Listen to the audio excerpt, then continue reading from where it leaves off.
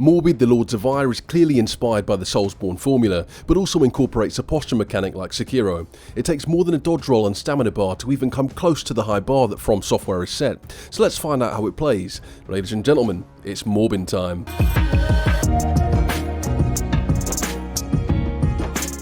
Demonic beings known as the Gahars have returned and taken control of 5 locations within Ire. Each location has a lord in power that you'll need to defeat to return Ire back to its normality. This has been tasked to Striver, the protagonist that you'll be playing as. There's not much emphasis on the story, it's touched on slightly when speaking to NPCs. With Morbid being a Souls-like, you should have an idea of how the controls and some of the mechanics work. Your attacks and dodge rolls are linked to a stamina bar, with each of these actions depleting your stamina. When all of your stamina is drained, you'll have to wait for it to refill before you'll be able to go back on the offensive or dodge out of the way. Let's briefly touch on the basic controls. You have a light and heavy attack, a short and a long roll, and the ability to block. Now let's get slightly more technical. If you block just before a projectile hits you, it will be repelled back towards the enemy. You can riposte an enemy attack by again blocking just before they hit you. This cancels their attack and inflicts damage on them. The Spectre Blaster is a gun that allows you to interrupt enemy attacks. These work in the same way firearms function in Bloodborne. You'll also be able to perform critical blows, which perform increased damage on posture broken enemies, or when attacking an enemy from behind, aka a backstab. You've heard me mention posture a few times now, so each enemy has a posture bar displayed on screen. Each time you attack them, their posture will decrease until it's completely empty. You'll then be able to perform a critical blow, which does a ton of damage. Morbid's game world is linked together by a level select system, which you travel to by using a shrine. Shrines are the game's version of a bonfire, and there are several of these scattered throughout each level. If you're new to this style of game, then think of these as a fast travel point. You'll be traversing through each area, killing enemies, finding new weapons and consumables, dealing with mini bosses, as well as dying a lot, and we'll touch on this shortly. Each area is crammed full of enemies, and I mean it guys, they're everywhere. You should expect to fight upwards of 3 enemies at a time, and that's a minimum. Some of the more difficult encounters will put a barrier around you so that you can't escape, accompanied by several hard-hitting enemies that don't allow much room for error. The enemies are also more than happy to attack you at the same time, and there's also a cherry on top for some of you impatient players, me included. If you die in a hard encounter, you may be thinking about running past the enemies that you've already killed several times, you know, to save time, and skip the trash mobs, right?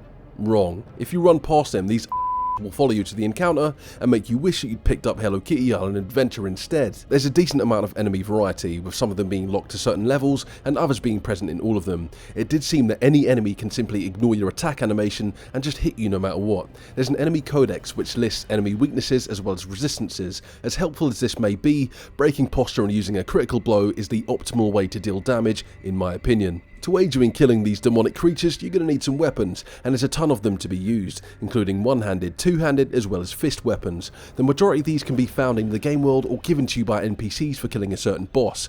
Each weapon has different attributes, making them unique, but the stats didn't make that much of a difference to me.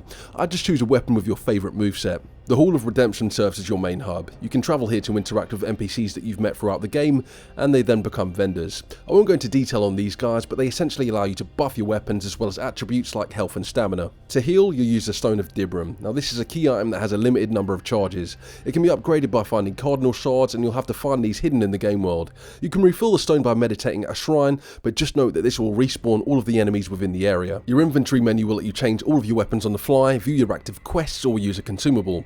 All of the quests are bosses and you have to kill them anyways.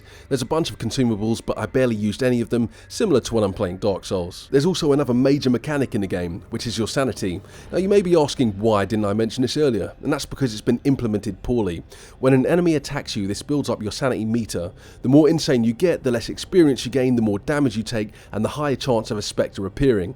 A Spectre is basically a respawn version of an enemy. Now, I could accept this if it didn't put a glitchy purple filter over your screen, which tanks the frame rate and the performance of the game. Also, it looks terrible. It completely hampers your ability to see, and also makes enemies glow yellow for some reason, like we have spidey senses. Earlier I briefly touched on dying, and this boils down to the game's difficulty. Before I begin, I want to preface by saying that I have completed the game, and with that said, let's begin. The devs completely f***ed up enemy placement and the sheer volume of enemies packed into levels. When you design a game that focuses on numerous enemies attacking at one time, that's fine, and I play several games like that. Other games typically balance fighting multiple enemies by trash mobs dying in 1 or 2 hits, or enemies becoming less aggressive so that you're not swarmed, or their ability to detect you is essentially nerfed. In this game, not only do trash mobs not die in 1 or 2 hits, some of them have a decent amount of health. Now add this to the fact that you'll be getting swarmed by much stronger enemies that will f*** you up, and you're left with Morbid, the Lands of Ire. Look at Ornstein and Smoke. Foe from Dark Souls 1, or Double Guardian Apes from Sekiro to see balance done well. To make things even worse, you'll also have to fight ranged enemies while you're getting rushed down by melee attackers.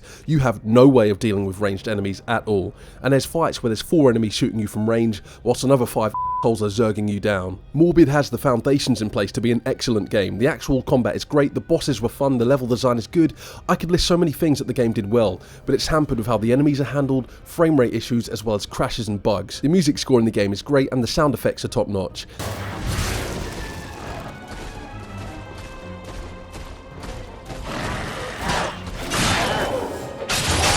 The people that managed the sound absolutely nailed it. The game world, character models and animations were also good. When you complete the game, you do have access to New Game Plus. You get to carry over all of your abilities, items and weapons. You can also apply some detrimental mechanics like your insanity being maxed out, dying in one hit or making the enemies harder.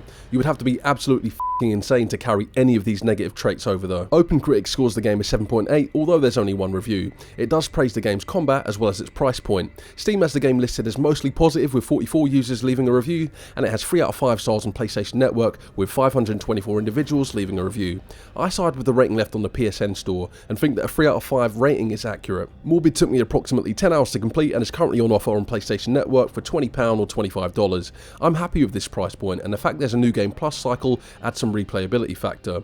There is a lot of good things in the game, and these just about outshine the negatives for me. If you're looking for a Soulsborne fix in preparation for Shadow of the Erdtree, then Morbid Lords of Ire may suit you well. Ladies and gents, subscribers and non-subscribers, thank you for stopping by. Don't forget to leave a like if you enjoyed the review, it's much appreciated. Leave a comment if you have anything to say, I will reply, and subscribe if you want to see more content just like this, where I'll be covering new releases. That's all I've got guys, peace out.